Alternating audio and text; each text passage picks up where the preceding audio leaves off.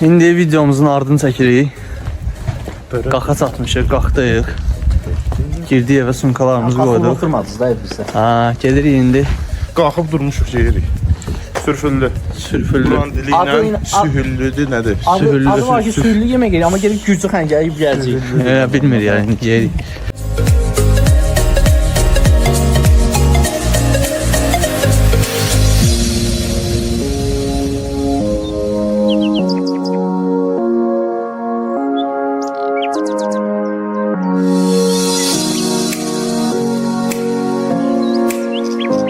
Əzətli Xingaz axızı həmişik. Neçə ildir bura işləyir deyirlər.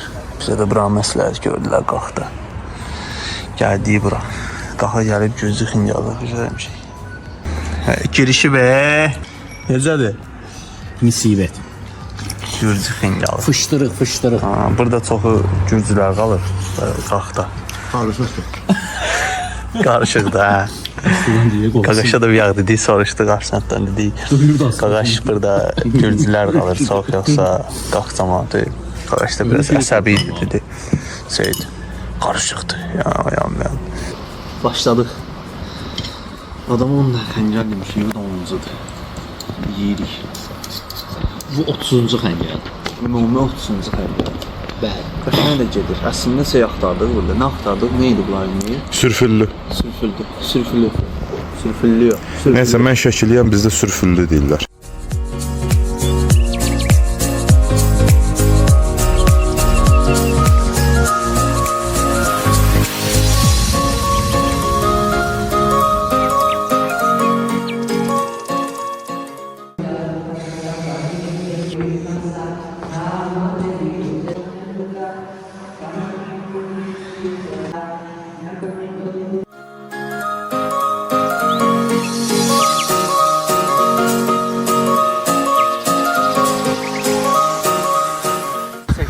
Qalan adı yadımızdan çıxıb, onu demək istəyir. Qalanın adı yadımızdan çıxıb. Çəkiniz başladı.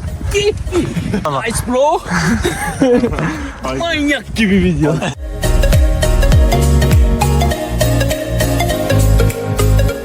Bura yayda gəlməli. Yayda gələsin. Qalan adı yazılıb, tapdıq.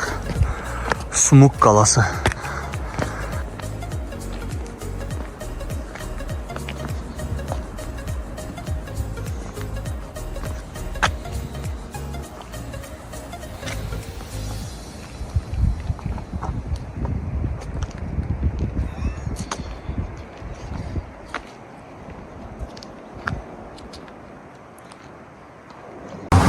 Uşaqlar, necə gəlir o boyda yolu peşkom düşmüşük? Bərbər.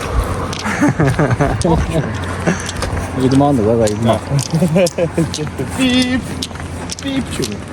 Bu yerlərin imini kəsməyəcəm. Hələ qoy belə də geçsin. Sonra dinən ki, sildim o YouTube'da. Buran bütün peşkom gezir, nə boyda yol. Neçə kilometr diyoruz. Görə qaranlığa düşməsə yaxşıdır. Saqqallar zatda bir ağlar səsləri gəlir.